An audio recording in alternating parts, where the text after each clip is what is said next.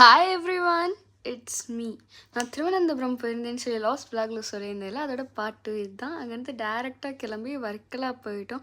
போய் reach ஆகிறதுக்கே night ஆயிடுச்சுங்க. போயிட்டு ரெசார்ட்டில் செக்இன் பண்ணிட்டு இந்த கிளிஃபை மட்டும் சும்மா கொஞ்சம் லைட்டாக சுற்றி பார்த்துட்டு, ரொம்ப எக்ஸ்பென்சிவ்ங்க, எந்த கஃபேக்குள்ளேயுமே போக முடியலை. நாங்கள் போய் மந்தி தான் சாப்பிட்டோம்.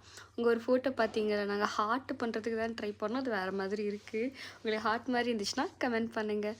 தென் முடிச்சுட்டு நாங்கள் ஏர்லி மார்னிங் கிளம்பி பிளாக் சாண்ட் பீச்சுக்கு போயிட்டோம். இந்த பீச்சோட ஸ்பெஷாலிட்டி என்னென்னு பார்த்தீங்கன்னா, இங்கே சாண்ட் எல்லாமே அப்படியே பிளாக் கலரில் இருக்கும். அங்கே நின்று நிறையா ஃபோட்டோஸ். இங்கே மேக்ஸிமம் எல்லாமே ஃபாரினர்ஸ் தாங்க வராங்க. இந்த பிக்சரில் பார்த்தா நல்லா தெரியும் சாண்ட் எவ்வளோ பிளாக்காக இருக்குதுன்னு.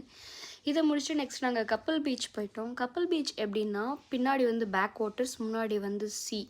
அந்த பேக் வாட்டர்ஸில் ஒரு சின்ன பிரிட்ஜ் மாதிரி போட்டிருக்காங்க. அங்கே உட்காந்து தான் நாங்கள் நல்லா ஃபோட்டோஸாக எடுத்துக்கிட்டு இருந்தோம்.